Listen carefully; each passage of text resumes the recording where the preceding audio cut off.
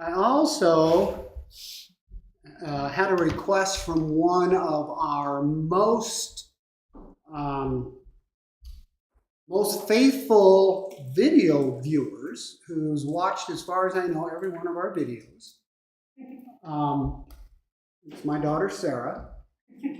What a sweetheart. Sarah, first of all, she loves and enjoys Bible study, but she got her degree in history. And as Silas pointed out last week, a whole lot of what we're doing really is history, isn't it? Oh, yeah.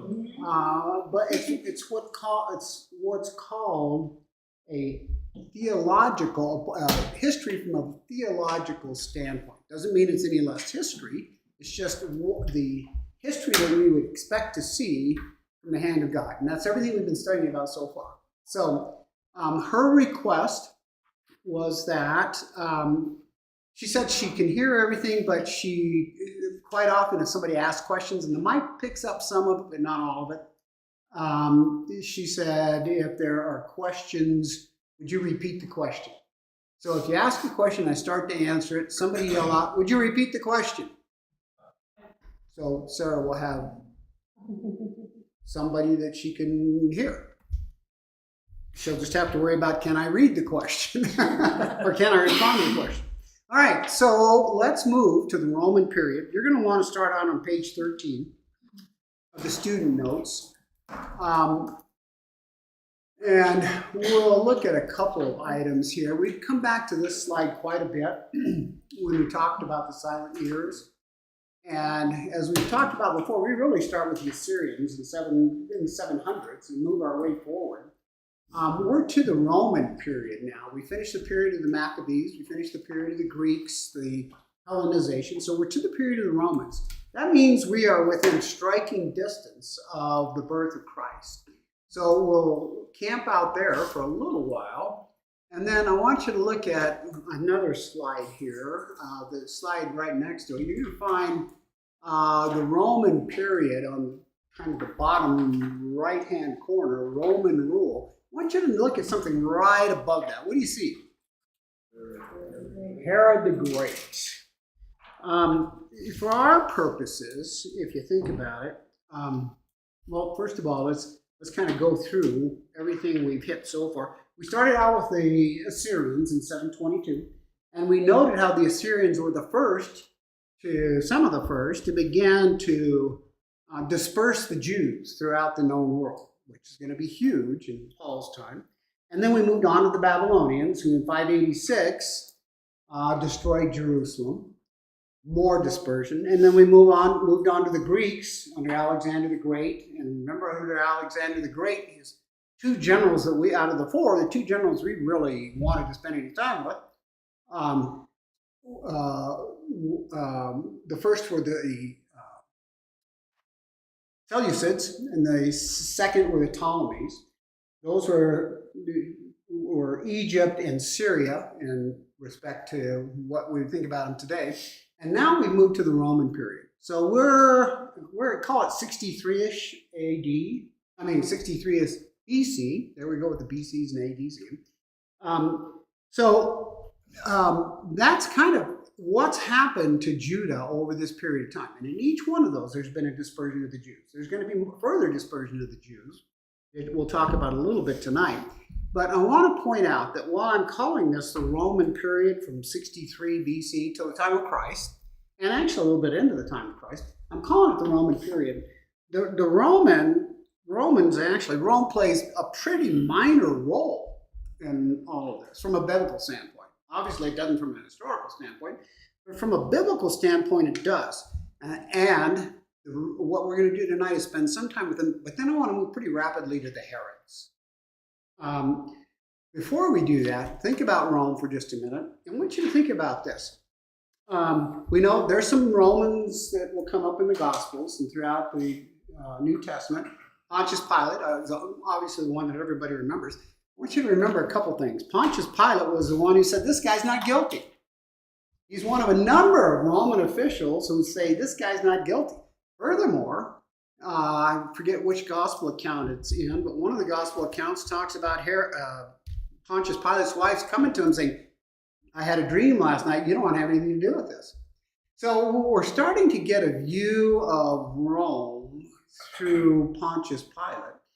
But the better view of Rome should be the accounts that we find scattered throughout the New Testament of Romans, and especially Roman soldiers who become believers in Jesus Christ. And I thought of 3 or 4 of them right off the top. The centurion, Jesus saves his servant. Do you remember the centurion comes to him and he says, I lead many men. I don't need you to come to my house. I know what power is. You've got the power. Centurion is one. Cornelius and Acts, when Peter's called to his house. You remember the whole issue of the sheep coming down, the sheep going up. Cornelius, one of the first Christians, is a Gentile. And then, how many of you recognize the name Loginius? You probably won't, and I'll tell you why. Christian lore, early Christian lore, names Loginius as the centurion who pierces Jesus' side when he's hanging on the crucifix. Now, again, that's a historical, not a historical, it comes from tradition over years. They go on to say that he became not only a Christian, but went on to be a gospel preacher throughout the land. And then finally, if you ever read much about Paul, what's called Paul's prison letters, Paul writes 6 letters from prison, the first under house arrest and the second under arrest. In all of those cases, you know who's there? Roman guards. So I can't help but think, if Paul's sitting in a room chained to a Roman guard, Paul's not going to sit around and say, well, what do you think about the Dodgers?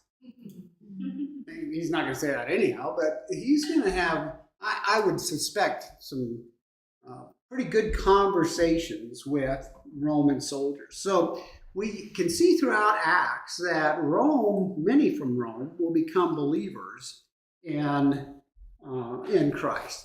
Now, a little bit about the Roman background. Let's go back to the background a little bit. Pompey, who we've already met, he puts an end to the Seleucid kingdom. Remember, the Seleucids were they were our green group. They kind of had the last say in Israel before the Roman invasion. So the Seleucids, the green blob you see, they're eventually going to be defeated by the Roman armies, as will the Ptolemies. The Ptolemies are going to survive for another 20 years before they're defeated. Pompey extends the Roman Empire around the Mediterranean to everywhere except Egypt. They will eventually conquer Egypt. In addition to that, one of the things that we probably don't spend a lot of time on, unless you are a student of history, is up prior to this time, the Mediterranean was ruled by pirates.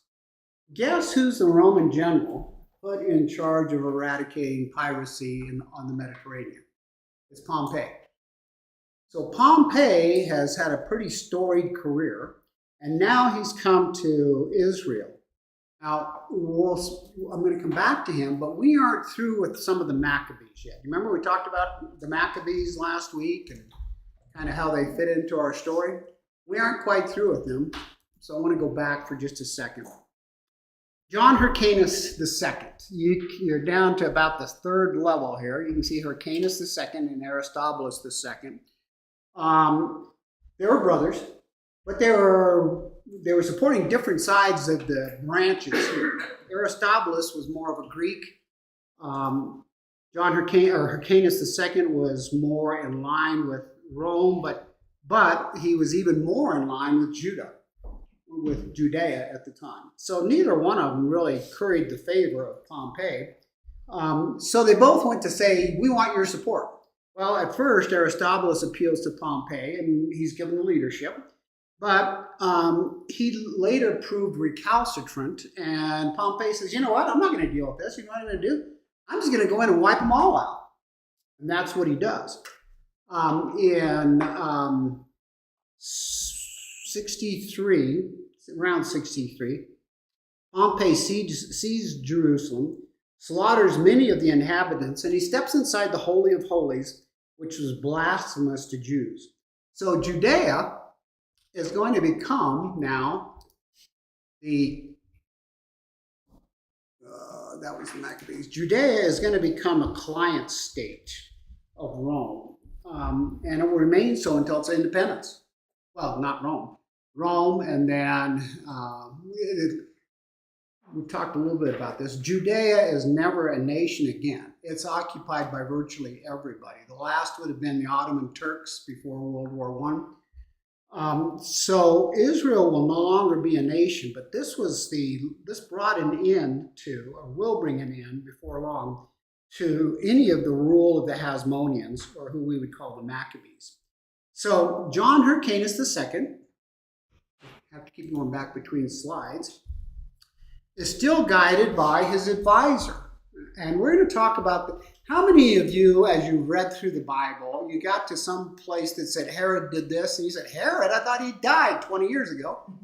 Have you ever got to that point? I'll show you why here in a minute. We're going to go through the whole Herod line of who does what to whom.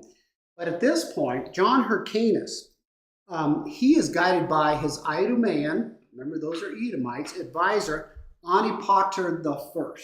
Antipater I was the beginning of the line that we're going to talk about. Antipater I was the father of Herod the Great. Everybody follow me? So John Hyrcanus is kind of at his beck and call. So Antipater retained him as high priest, and he was given a title and the territory which included inland Judea and Galilee, but not Samaria.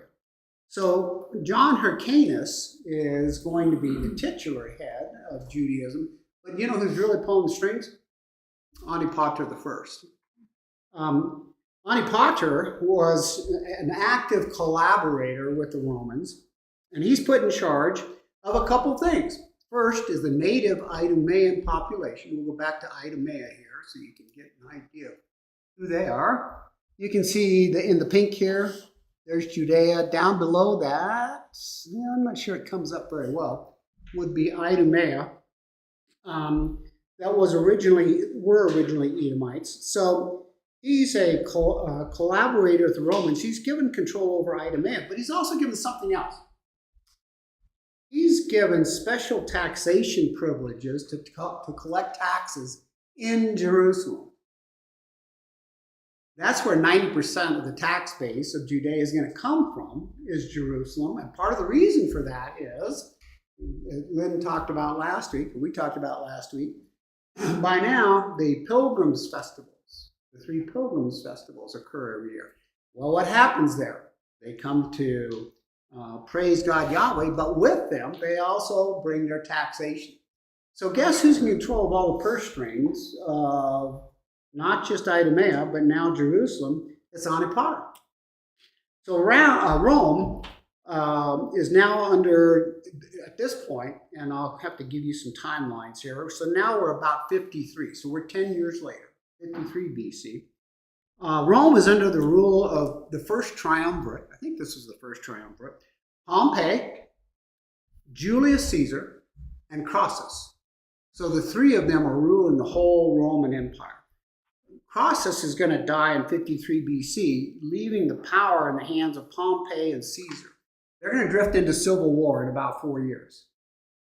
In 48 BC, Pompey is assassinated in Egypt. Who does that leave? Not quite yet. We're going to get to him, Julius Caesar. But at this point, so now Julius Caesar is going to be kind of the main guy for the whole area. But Antipater, by the way, the Herods are very good about finding who's in power and going to ingratiate themselves with whoever's in power. Boy, like a lot of them. I'm not going to say it, we'll just move on. So Nothing's changed. Antipater I was recognized as a chief minister by Julius Caesar. And he gained fiscal privileges, and it extended to include the collection of Roman land tax throughout Judea. So now it's not just in Jerusalem, it's the entire province of Judea. Taxation, the two rules as far as Rome was concerned is pay your taxes, don't start any insurrection. Like now. Wow. Wow. Nothing's changed. I might have had a slip of the tongue. I did say Rome, didn't I? So Julius Caesar, he follows the Greeks, and he allowed conquered nations to continue their culture and religious beliefs as long as they paid their taxes and were no threat to Rome. During this period, the dispersion was probably more pronounced than before. We talked about the diaspora on a number of occasions. The diaspora is the Greek word for the dispersion, and that just meant the dispersal of Jews throughout the land. At this point, there's probably as many as 8 million professing Jews of faith in the land at the time, well, scattered throughout the lands at the time. You know, there's only about 17 million now, and 37% of those are in the United States. So here's kind of what the dispersion ended up being. There's 1 million of them. Of these 8 million, there's 1 million of them in Babylonia. The remainder, about a half of them, are in the Roman Empire, scattered around the Roman Empire with other client states and dependent on the Roman Empire. In Judea, there's about 2.5 million. Another 1 million in Egypt, with most of them in Alexandria. In Rome, there's probably about 40,000. Well, if we go back and look at the lands of the areas I just talked about, you're going to see the dispersion of the Jews. We're going to look at a slide of it later to see how dispersed the Jewish nation is at this point. So that's happening to the Jewish nation, but at the same time, or over time, Caesar's going to upgrade the regime of Antipater, and Antipater is going to make his sons Faisal and Herod the governors of Jerusalem and Galilee, respectively. Julius Caesar is assassinated in 44 BC. Although there is some question, everybody's heard the expression "et tu, Brute," Brutus is in charge of this. What everybody thought was an assassination, but there appears to be some question because he was only stabbed 23 times, so it could have been suicide. But that's going to bring us to the kingship of Herod the Great. Now, the one problem with these chairs that we bought, that are great chairs, there's a problem with them. They do not have seat belts. Trust me, you're going to need a seat belt for this. We're going to go through the Herods, and I think, let me find the best slide for this. It's not quite it. Oh, here we go. What you see is a minuscule piece of the family tree of Herod the Great. If I were to put the entire family tree of Herod the Great up here, it would take about 4 times this size to put them all up there. If I took the same family tree and put it up there and then got rid of all the ones he killed, we'd be down to half this size. So these are the ones that are going to be important that we want to talk about. First thing that happens, or not the first thing, some of the things that happens, and we all tend to think of Herod as in terms of slaughter of the innocents, don't we? Well, he's just getting started. He kills half of the Sanhedrin when he takes power. He kills about a dozen family members, 3 of his sons, an ex-wife, and obviously responsible for the slaughter of the innocents. In fact, there is a Roman historian that wrote about 200 AD, and he quotes Caesar Augustus. And here's what he says, Caesar Augustus says. When Caesar Augustus hears that the son of Herod, king of the Jews, had been slayed when Herod ordered that all boys in Syria under the age of 2 be killed, I'm reading this directly out of Macrobius's history. Augustus said, this is a quote, it's better to be Herod's pig than his son. That's Caesar Augustus talking about his client or somebody that he's put in power who's Caesar. So Antipas the First, so we're back to Caesar's dad, had left the kingdom to Herod and his brother Faisal. Faisal commits suicide. This is, you could not write a soapbox opera and come up with this stuff. I mean, you go, that's so unbelievable. This is true. I mean, this is all historic. And this doesn't even come from the Bible. This is historic from the annals of historians throughout the years. So Faisal commits suicide in 40 BC after an unsuccessful attempt at rebellion against Rome. Well, who's that leaving power? Now you can say Herod, right? So at the same time, when Faisal commits suicide, Herod goes to Rome and he meets with Mark Antony, who divided the kingdom with Octavian after Julius Caesar's death. Antony keeps the eastern half of the kingdom. This is the Mark Antony and we've already talked about Elizabeth Taylor. I don't know who plays Mark Antony. Do you know? Oh yeah. Oh, there's a whole story there. Yes,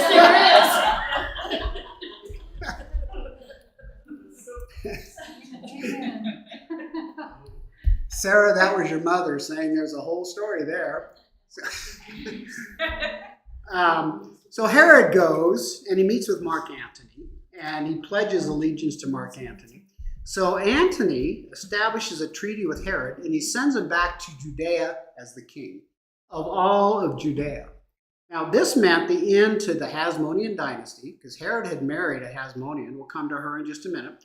And he puts the country into the hands of the Idumeans, which is an unwelcome race. And he's from an unwelcome race, and they are relatively recent converts to Judaism. If you can call forced circumcision conversion, that's how they were converted. They were forced to become Jews. They are not Jewish by blood, never will be. They were forced to become Jews during the Hasmonean period by forced circumcision. So Herod takes over, and as I said earlier, he replaces the council of elders with his friends, and he executes 41 of the 71 members of the Sanhedrin. He couldn't be high priest, so he installs a Babylonian Jew named Hananel. Now Josephus says this guy, nobody even knows anything about this guy, this Hananel, other than the fact that he is a Babylonian Jew. So this is going to be the first time that and from here on, there'll be a succession of royally appointed high priests. There had never been a royally appointed high priest before. That was originally, who was the first high priest? Aaron, right? Who appointed him? God. That should have been the line from that point on through the line of Zadok. That should have been the line of the high priest. At this point, it's going to be the king's going to appoint him or the king's going to sell it. And you'll see that happen pretty much throughout Jesus' time as well. So, and Rome's going to do the same thing. They're going to appoint the high priest when Herod dies. So now we're up to 31 BC.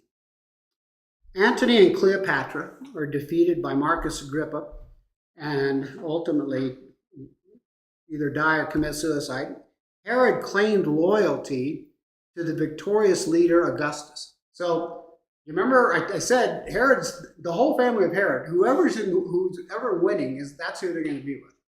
So originally he had said, I'm going to follow Mark Antony, and Mark Antony, the ones invested with power. As soon as Mark Antony's gone, where does he go? Caesar Augustus. Herod was given back all the coastal cities in addition to Judea and Samaria. So now Herod is pretty much king over everything you see here. He's given Samaria, he has Judea, he has Galilee. He will not, interestingly enough, have the Gaza Strip. But for the most part, everything you see will fall under the auspices of Herod the Great. Now, at the same time, actually, before we get to that, he's going to remain a client of Caesar Augustus's for 27 years. And he walked a tightrope between Romans and Jews. During this period, he developed many of the buildings and institutions in Rome, including a temple to honor the Roman Emperor in Samaria. But at the same time, he was able to show himself as a good Jew to overcome his Idumean origin by building up the Jewish nation that climaxed in rebuilding the Jerusalem temple. He's going to take what's called the Second Temple, the temple that Zerubbabel will build when they come back into the land. He's going to take it and he's going to expand it. And he's going to expand it to about, I can't tell you if it's 4 or 10 times what it was, but he's going to build the temple that we would have recognized in Jesus' time and the area that we'd recognize it today. He starts it in 22, somewhere between 22 and 18 BC. You know when he finishes it? Or when he doesn't, but you know when it's finished? 64 AD. Wow. What happens in 70?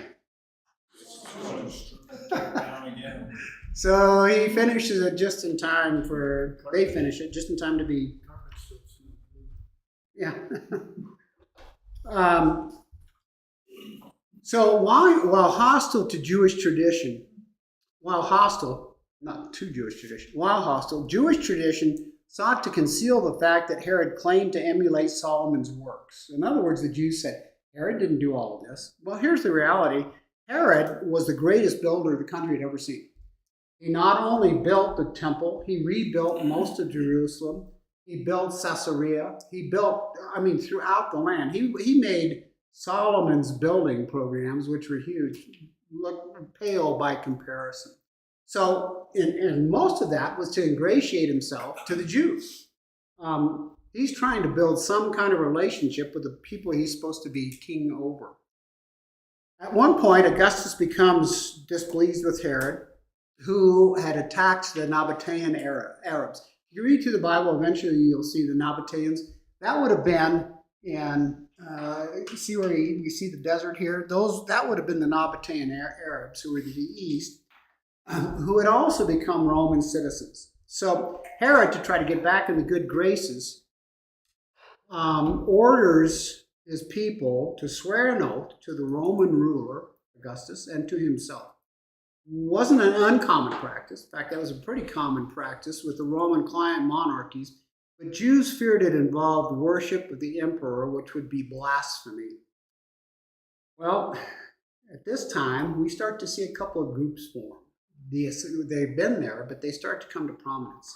The Essenes, who we'll talk about next week, and the Pharisees, they refused to take the oath, and the first rumblings of an exalted Messiah began to be heard, leading to further paranoia by Herod. So around the birth of Christ, Herod the Great, and again, I'm going to call him the Great because we're going to have to start differentiating here because we're going to bump into a bunch of them. His health begins to diminish, as did his mind. Despite all he'd done for the Jewish nation, he'd be remembered as a tool of Rome and for the slaughter of the innocents. And typically we read about that every year, about the time of Christmas in Matthew chapter 2. So what happens when Herod dies? The nation's divided. So if you think it's been interesting up to this point, now pull your seatbelt even tighter. Upon his death, Augustus divides the kingdom between his 3 sons. As I said earlier, this is only part of a family tree. Aristobulus, who you see on let's see if I can get over, I'll probably need to be over here. Aristobulus, the fourth, was the son of Herod the Great, and his second wife, Mariamne the first. I know this is going to be hard because we got first, second, third. Anybody know anything about George Foreman? George Foreman has 7, 8 sons? 8? However many he has, they're all named George. Yeah. So they're George Foreman 1, 2, 3, 4, 5, 6, 7, or 8. It's going to be really similar. We're going to start seeing a lot of the same names here, so hang on. So Mariamne the first was the last of the Hasmoneans. You remember who the Hasmoneans were? They were the Maccabees, right? And was thus a descendant of the Maccabean dynasty. So Herod has Aristobulus and his brother Aleksandr strangled on charges of treason in 7 BC. He's later going to kill the mother, Mariamne, his second wife, because he feared the Maccabees. Herod did, however, retain affection for Aristobulus' children. And I'm going to give you some names here. There's a couple that are going to jump off the page. 3 of whom were Agrippa the First, Herod the Fifth, who's not going to play a very major role here. He ruled a place called Chalcis, north of Galilee. And here's the third one, Herodias. Anybody remember the name Herodias? All of these are going to live to play an important role in the next generation of leaders. So Agrippa the First. Here's Herod. Oops, back over here somewhere. There we go. Agrippa the First has James, the brother of John, executed in 44 AD. And he imprisons Peter. You can find all that in Acts 12, by the way, if you want to watch it. Read it. Herodias becomes the mother of Salome. Salome, you might recall, is the one who dances for the head of John the Baptist. So 2 pretty important names. We're going to come back to those as well here in just a minute. So Archelaus is only going to rule the central region of Judea, including Samaria. We'll have to spring back and forth to slides here, if you'll bear with me.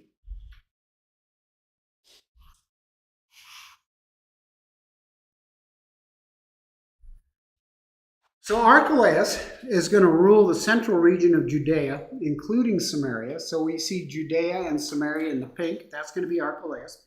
Herod Antipas, Galilee, which is right above it in the green, and Perea, just to the south in kind of the salmon color.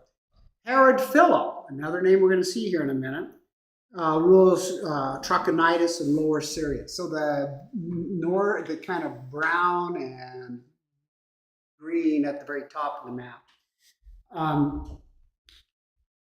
Herod Philip is a fairly minor character with a couple of exceptions. So let me just tell you about who Herod Philip is. He's a minor character, except his first wife is Herodias. Wow, didn't we just talk about her? Well, Philip's most notable connection to the biblical narrative is through his marriage to Herodias. Now, Herodias, I'm telling you, it's going to get tough here, was the daughter of Aristobulus IV. Are you with me on Aristobulus? Making her Philip's niece. Everybody still with me? So Philip marries his niece. This marriage is significant because Herodias later left Philip to marry his half-brother, Herod Antipas. Are you still following me? Getting pretty complicated, isn't it? She first married sometime around 4 or so AD. Her paternal half-uncle, Herod Philip, Herodias did. And by Herod Philip I, Herodias gave birth to Salome. Everybody following still? Pretty confusing, huh? Tell me you couldn't see this on Days of Our Lives. So that's kind of how things are organized, but we have to finish up one other piece of this puzzle, and that's who's ruling what, because we've got an area left called the Decapolis, and that's going to be this kind of bluish band here on your far right. Decapolis simply is Greek for 10 cities, literally. It remained independent client states of Rome. The cities of the Decapolis were the site of some of Jesus' major miracles. In Mark chapter 7, he records how Jesus heals the deaf and mute man there. And Matthew in chapter 4 says many people from the region of the Decapolis followed him. These are not Jews. For the most part, these are, well, it might be a mixture of Jews, but for the most part, these are Greeks who have been settled in the land, or people who have moved in there, but basically not Jews. So now we kind of have fleshed out who's in control of things after Herod the Great dies. Antipas and Philip are going to reign successfully for a fairly long time, 39 and 34 years respectively. Archelaus, however, would only last 10 years, from 4 BC to 6 AD, after which complaints by Jewish people to Augustus results in his exile. So Archelaus is going to be lost. Judea ceases to be a state and becomes a small-scale Roman province ruled by governors. There's a lot of success stories of the Roman imperial rule. If you went to read the history of Rome, you'd see a lot of success stories about their rule. One of them was not Judea. They were constantly plagued. They constantly plagued the Romans by irreparable misunderstandings and provocations on both sides. So as soon as this happens, as soon as they get rid of Archelaus, Romans ran into trouble over a census that they tried to conduct in the new province. And the census was primarily so they could know how much to tax them. The Jews' long-standing mistrust of any census, they refused to do it. So now we start to have an underground kind of guerrilla warfare force spring up that will become the Zealots. We're setting the stage here, if you can tell, for the sects we're going to study. The Zealots are also known as the Saccari. The Saccari were Saccharis was the Greek name for dagger. So these were called daggermen. And they were trained specifically to get close to Roman soldiers and kill them with this dagger. So that's who the Zealots were. They're going to become active at this point. In fact, this week? I'm trying to remember. Some of you will have to remember. Did Buddy talk about Barabbas this week? Did I dream that? 2 weeks ago? Barabbas was likely a zealot from the party of the Zealots. So now not only did the Zealots become active, but the Pharisees become stronger because they represented kind of the common Jewish man, while the Sadducees, who had supported Herod, continued to support the Romans and had high priests appointed from their ranks. So now we've named off just about every one of the sects we're going to talk about here. And we may have some time to do that yet tonight. Now, the Sanhedrin, which was disbanded during Herod's time, was resurrected and began to be somewhat in opposition. Although many of the Sanhedrin are going to be supporters of Rome. They're going to almost pit the Romans against the everyday Jews. So finally, in 14 AD, Tiberius succeeds Augustus as the Roman emperor, and he relied more and more on the advice of a commander of his, who was his bodyguard named Sejanus. You aren't going to really care about who Sejanus is with this exception.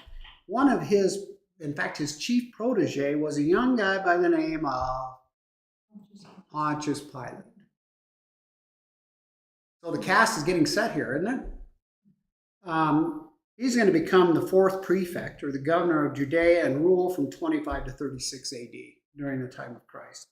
Pilate would have trouble with the newly emerging Christians as well as Orthodox Jews, and to help him with his opposition, he left Caiaphas as the high priest during his entire tenure, and he would often accomplish whatever his deeds were through Caiaphas.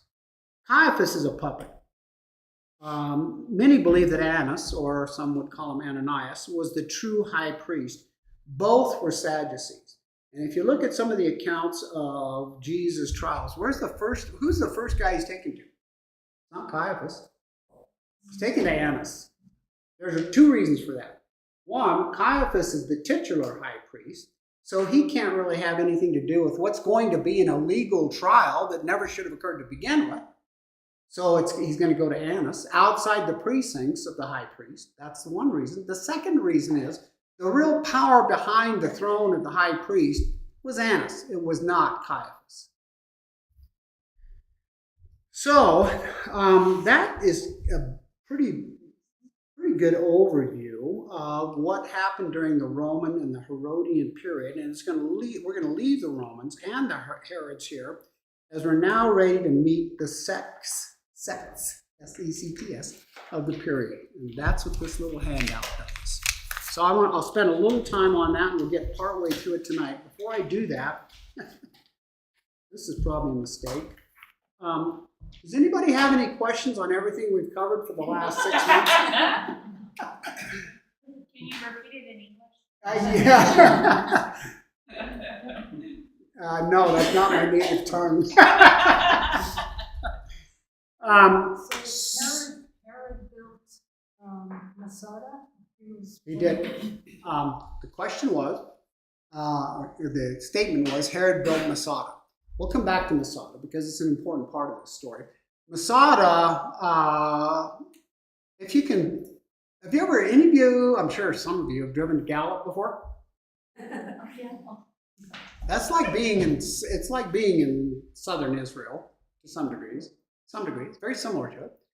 You see, there's a lot of high mesas, really nice high mesas, a lot of little pockmarked caves, very similar to what you'd see there. Masada, if you can picture a mesa, Masada was built on the top of a mesa, virtually impregnable, by Herod the Great as a summer home, but also as a bastion for being able to get away from anybody who's trying to kill him. Why would anybody want to kill him? Why would anybody want to kill him? I don't know.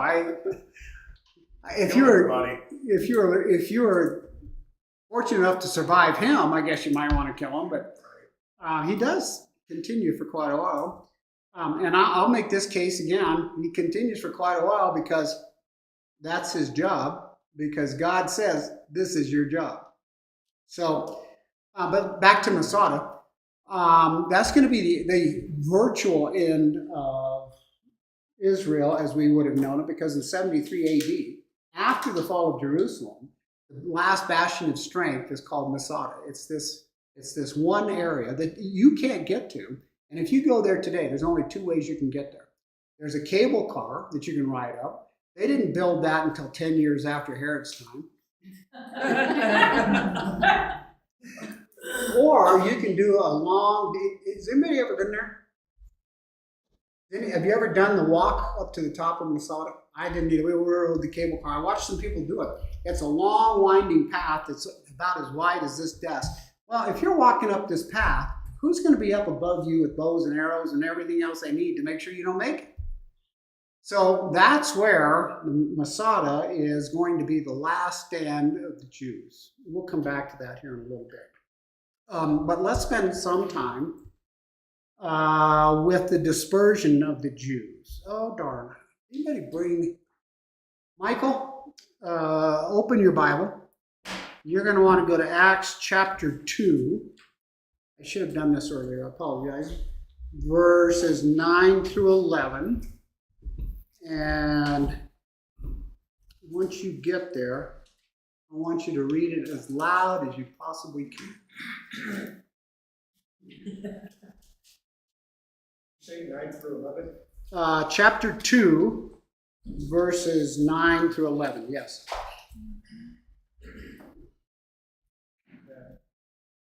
Parthians and Medes and Elamites, those dwelling in the Mesopotamia, Judea, and Cappadocia,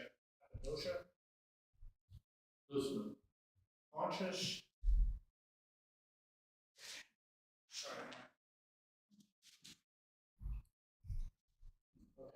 Mesopotamia, Judea, and Cappadocia, Pontus, and Asia, Phrygia and Pamphylia, Egypt, and the parts of Libya adjoining Cyrene, visitors from Rome, both Jews, proselytes, Cretans, and Arabs, we hear them speaking in our own tongues wonderful works.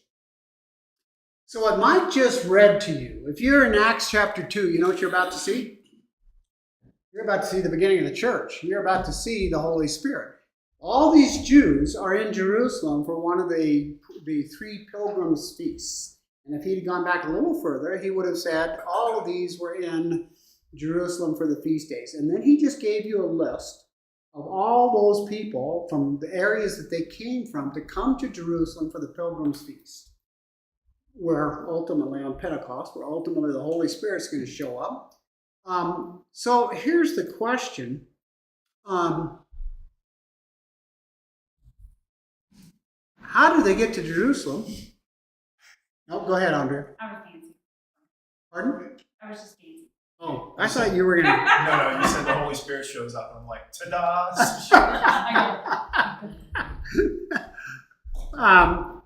So, first of all, how did they get there and why are they in Jerusalem? Let me show you where they come from.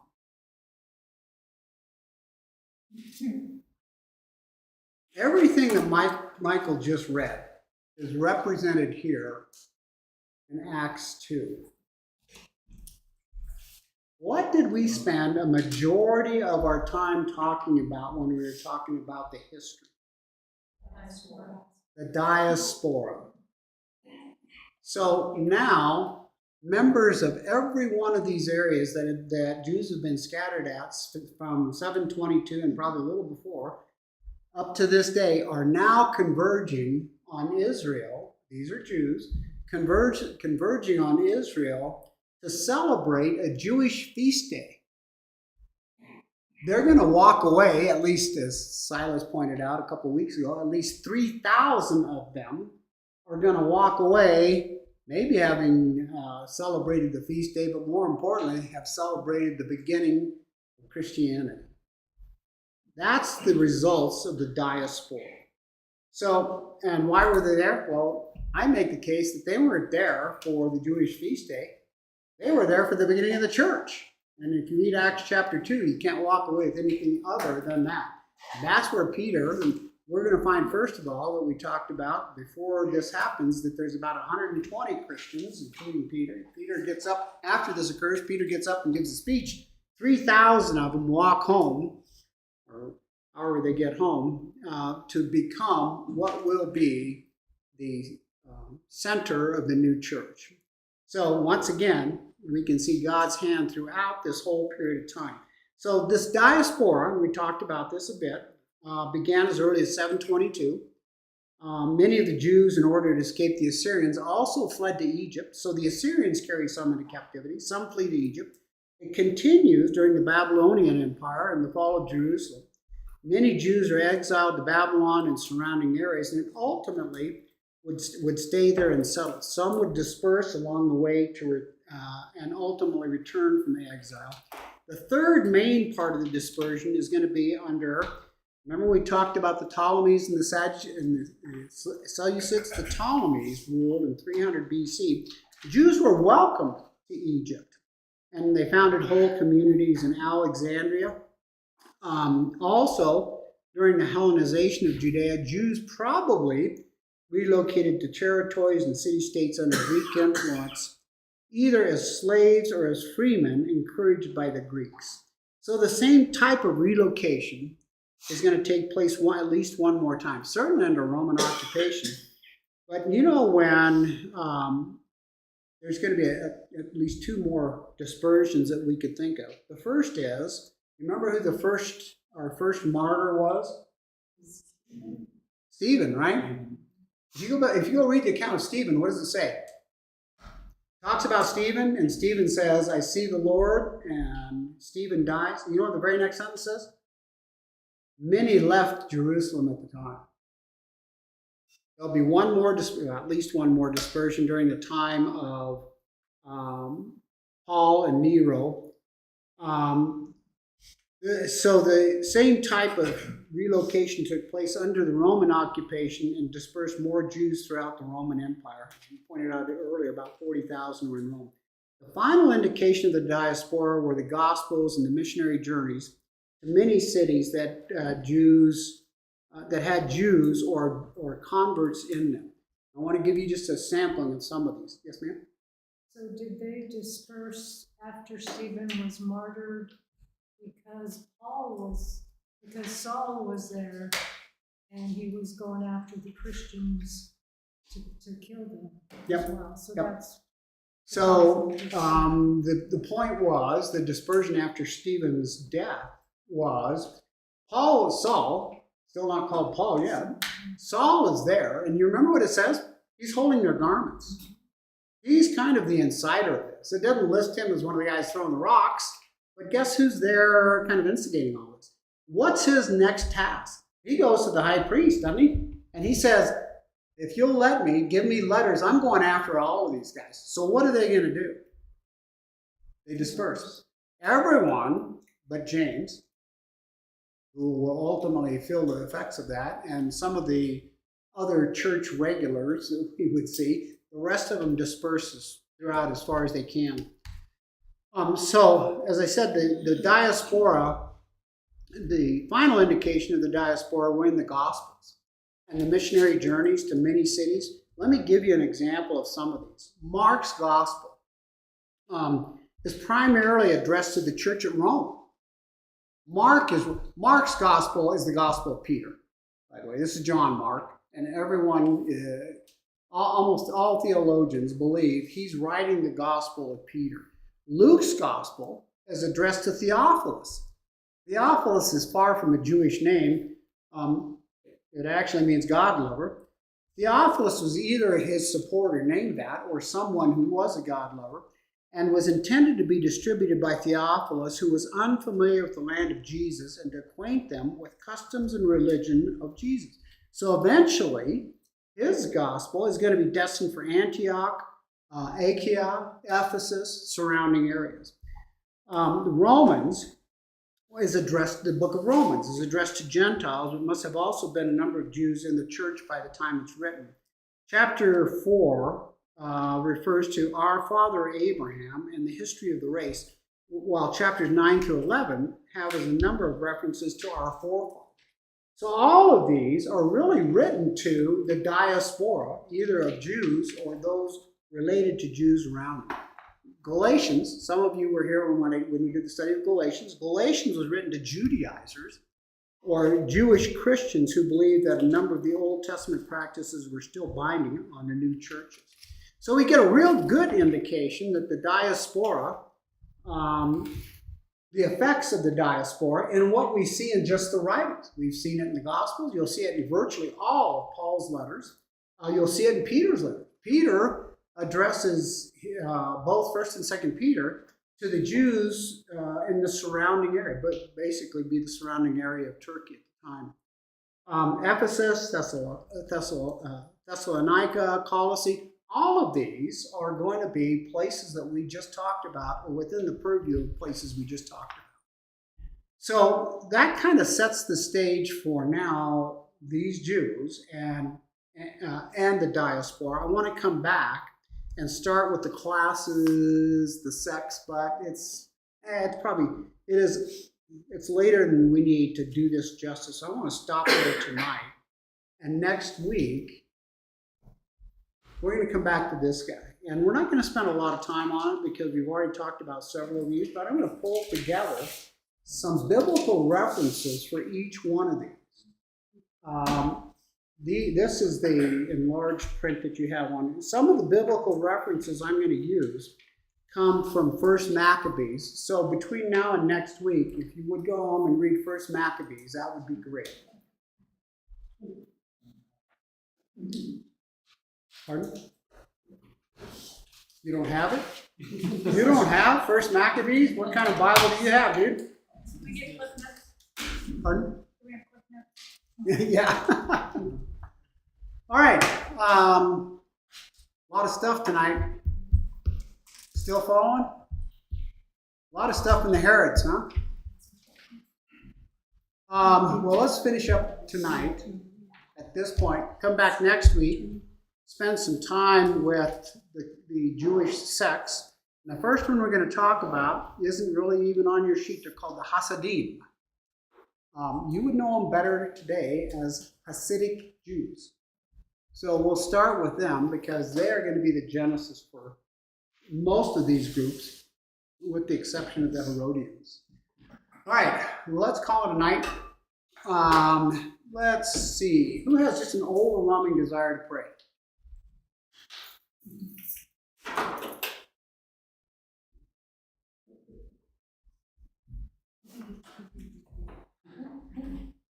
I knew you did. I could tell. Me? Yes. That's totally got religious public.